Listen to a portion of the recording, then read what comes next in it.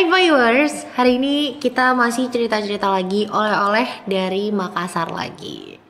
Tapi sebelumnya nih, pernah denger lagu ini gak sih waktu kecil? Nenek moyangku seorang pelaut.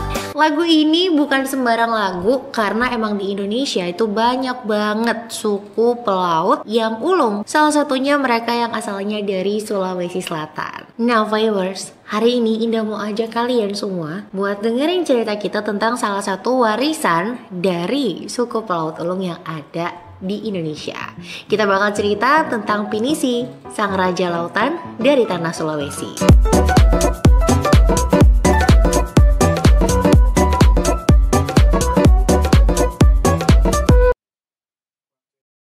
Viewers, jadi banyak literatur sebenarnya yang nyeritain tentang kapal Pinisi. Ada yang bilang kalau menurut beberapa naskah nih ya, kapal Pinisi itu udah dibuat dari abad ke-14 dan dibuatnya di Bulukumba.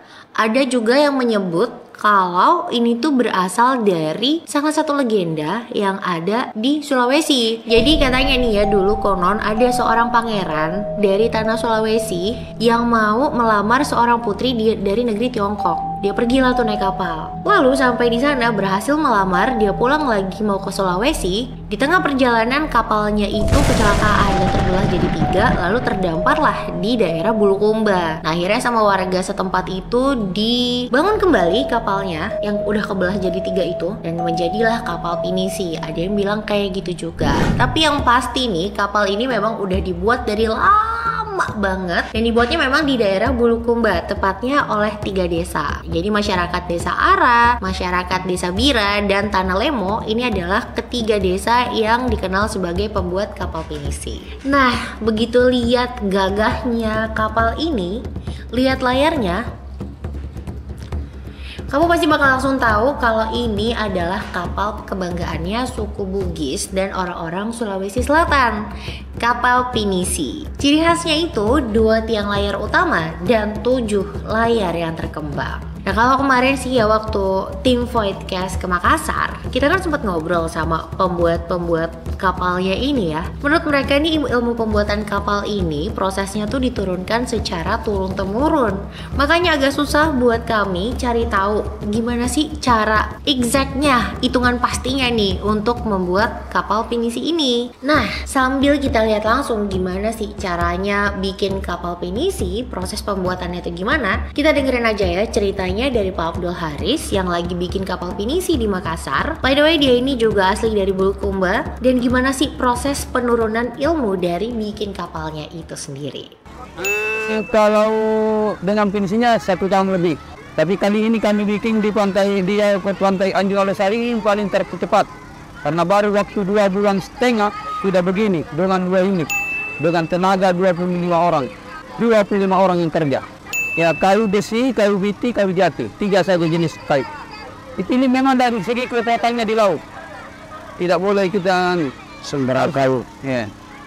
Bukan sembarang kayu mau dibikin. Nah, tapi kan dulunya kiri saya punya ini kayu biti.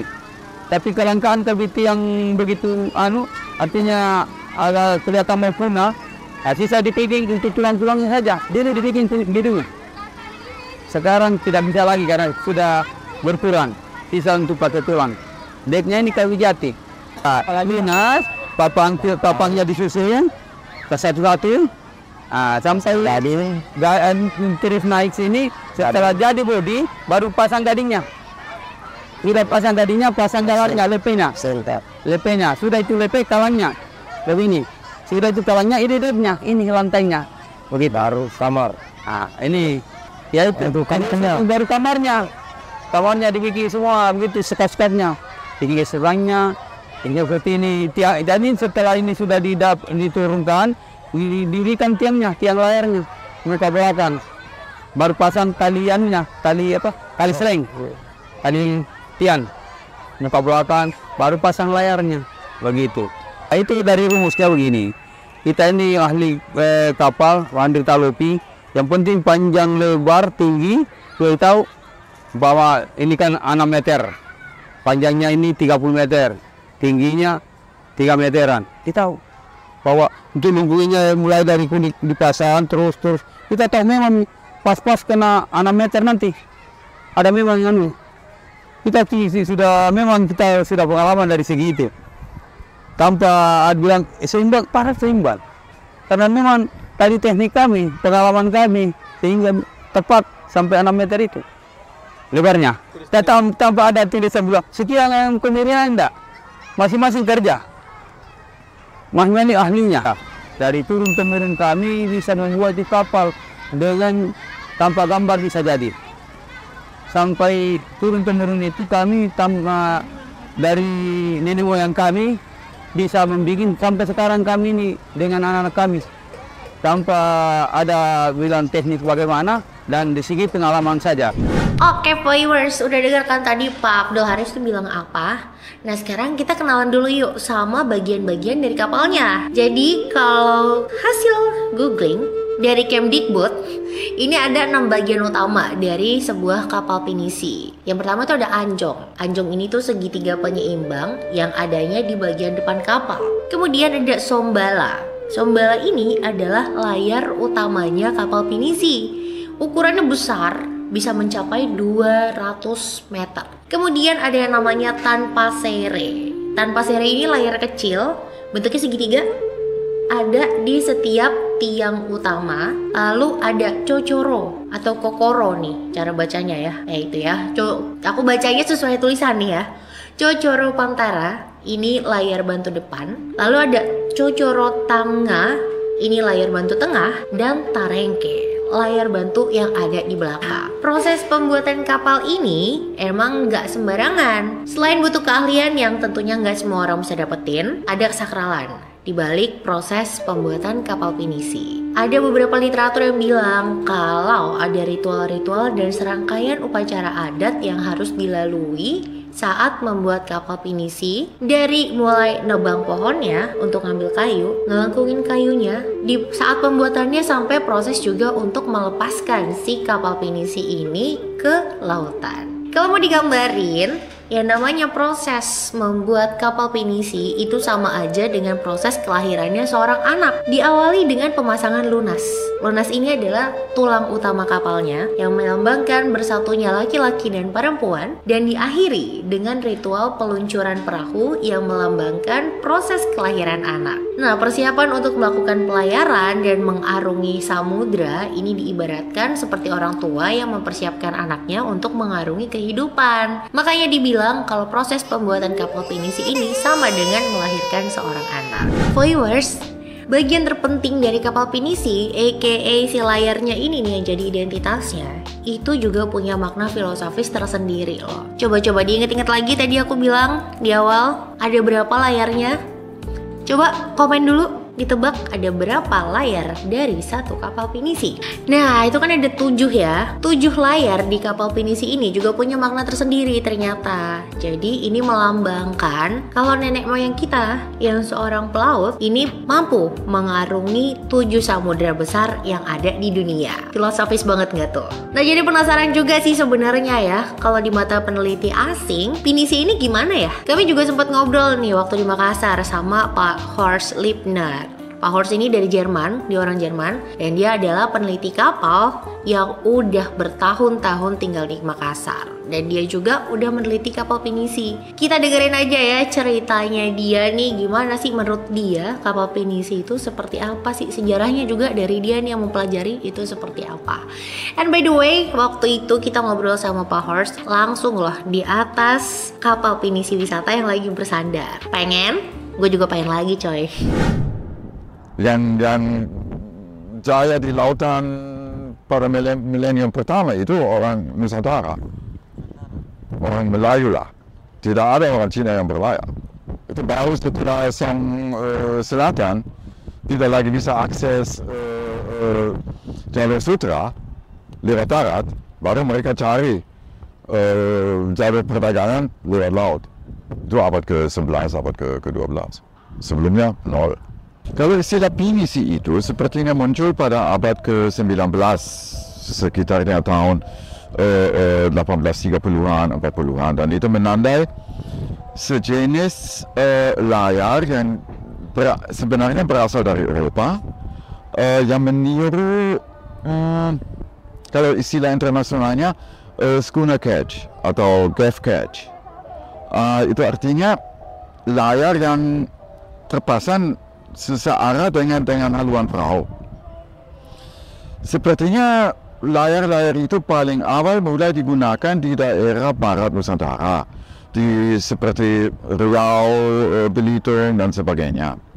Sampai akhir abad ke-19, jenis layar itu makin banyak digunakan makin ke arah timur. Sehingga akhirnya ide layarnya itu juga tiba di Sulawesi. Dan di sini pun layarnya diubah sedemikian rupa sehingga menjadi yang kita sekarang mengenali sebagai layar pinisi. Istilah pinisi itu secara umum baru muncul dalam cetakan, koran dan sebagainya pada tahun 50-an abad ke-20. Pada tahun 1960, pemerintah Soekarno mengadakan lomba untuk perahu-perahu yang seperti itu membawa kopra dari Sulawesi ke Jakarta. Dan di situ di dalam koran orang masih ada tulisan pertanyaan apa itu perahu pinisi. Karena istilahnya pinisi itu pada masa itu belum terlalu kenal untuk orang. Karena sebenarnya dalam catatan Syah Bandar dan sebagainya, perahu-perahu yang seperti itu tetap dinamakan palari. Ada namanya palari Salompong, ada namanya palari Tengkolang, dan sebagainya. Paling umum istilah pinisi itu mulai digunakan pada tahun 80-an. Terutama setelah ada pinisi Nusantara yang dibawa ke Vancouver. Dan di situ, di Singapura misalnya, perahu-perahu yang sebelumnya dinamakan palari itu mulai dinamakan pinisi. Jadi, istilah pinisi yang sekarang ini begitu dibanggakan, sebenarnya sesuatu ciptaan setelah yang namanya pinisi itu sudah tidak ada lagi. Sehingga penggunaan kata pinisi itu agak bagaimana ya, sesuatu yang baru, sesuatu yang belum terlalu lama ada. Tetapi dengan adanya motorisasi perahu-perahu layar Indonesia, semua itu pada hilang pada tahun 70-an. Dan itu menjadi suatu ingatan masyarakat yang cukup dibanggakan. Ketika ya ada pinisi Nusantara yang dibawa ke Vancouver, dan makin banyak perusahaan travel dari luar negeri memesan perahu-perahu seperti itu, istilah pinisi itu diangkat kembali sebagai suatu ingatan kebanggaan pembuat perahu dan pelayar dari Ponto Bahari itu. Penggunaan kata pinisi untuk memukul rata semua jenis perahu itu sebenarnya suatu suatu deflasi kekayaan pembuatan perahu Indonesia. Karena di Indonesia ada ratusan jenis perahu yang semua punya nama tersendiri. Kalau ngelihat dari proses bikinnya yang emang penuh nilai kebudayaan gini, nggak heran ya kalau kapal pinisi ini udah dinobatkan jadi salah satu warisan budaya tak benda oleh UNESCO di tahun 2017. Dan dari Power inilah juga kami dikenalkan ke salah satu pelaut asli dari Tanah Bira yang udah pernah menjelajah lautan kemana-mana nih. Bapak pelaut keren dan berani yang udah lama berlayar menggunakan kapal pinisi, namanya Pak Rusli. Nah, tapi nih sebelum kamu bilang kalau kamu orangnya berani, ada nggak yang bisa nandingin Pak Rusli? Terus dia bilang, kamu tidak takut ombak 8-9 meter? Dia bilang begitu sama saya. Saya bilang, di Indonesia belum pernah saya lihat ombak 9 meter, so aku pengen lihat. Langsung selamat saya, Pak. Jadi oke, dia bilang. Keren kan? Berani loh dia. Malah semangat nggak tuh dibilang ada ombak 9 meter. Kalau tim Void, Casey, kita ngikutin tukang parkir aja deh ya. Nah, balik lagi ke Pak Rusli nih, beliau ini tuh udah lama banget berlayar, bahkan sampai ke luar negeri. Naik kapal pinisi pastinya. Nah, kejadian ngomongin tentang ombak 9 meter itu waktu Pak Rusli lagi ditawarin untuk ikut misi Pinisi Nusantara. Waktu itu mereka mau berlayar ke Vancouver, Kanada. Nah, Pak Rusli ini waktu diajak, mau kan dia semangat, tapi gitu, katanya nih ada ombak 9 meter, berani nggak? Mau, belum pernah lihat katanya. Terus temu nggak tuh sama ombak 9 meternya? Lihat juga, cuma ditakut-takutin kayaknya. Tapi ini dari ceritanya Pak Rusli tadi ya, yang gagah berani menantang ombak 9 meter yang ujung-ujungnya ternyata nggak ketemu. Sayangnya nih zaman sekarang juga sulit loh nyari pelaut yang seberani Pak Rusli. Kalau kata Pak Rusli sih junior-juniornya sekarang ini agak segan buat berlayar kalau kapalnya nggak pakai mesin. Dan FYI kapal pinisi sekarang pun juga udah berevolusi karena sudah tidak lagi hanya mengandalkan layar aja, tapi juga sudah ditambah mesin. Ada, tapi seperti ini kemarin banyak yang ngerti di layar. Kan diajak sama Mr. Host, terus takut karena tidak pakai mesin, Pak. Anyway, viewers, ada nih satu quotes tentang beraninya orang Bira dalam melaut, dan ini disampaikan sama Pak Rusli ke kita. Mau tahu kayak apa? Kayak gini nih. Iya, ada memang. Iya. Memang kalau orang Bira ada rahasianya, dia bilang nyampe dulu baru berangkat. Nah, segitu dulu deh ceritanya. Oleh-oleh terakhir dari Makassar yang kemarin kita udah kulineran, udah jalan-jalan juga ke salah satu warisan budaya dunia yang ada di Makassar, di Sulawesi Selatan sih tepatnya ya. Dan yang terakhir ini, warisan budaya tak benda yang ditetapkan tahun 2017 dari Tanah Sulawesi. Keren-keren banget ceritanya, dan juga jadi pengen ya ngerasain naik kapal pinisi itu gimana sih. Sayangnya waktu kemarin tim Voidcast kesana itu nggak sempet berlayar naik kapal pinisi. Dan kita pengen banget sih ya next time kalau kita berkunjung lagi ke Makassar, siapa tahu nih bisa kejadian, bisa ngerasain deh namanya berlayar naik kapal pinisi. Segitu aja dulu ceritanya viewers, dan kita bakal ketemu lagi nih minggu depan di next episode dengan cerita lainnya. Tunggu aja minggu depan. Bye bye.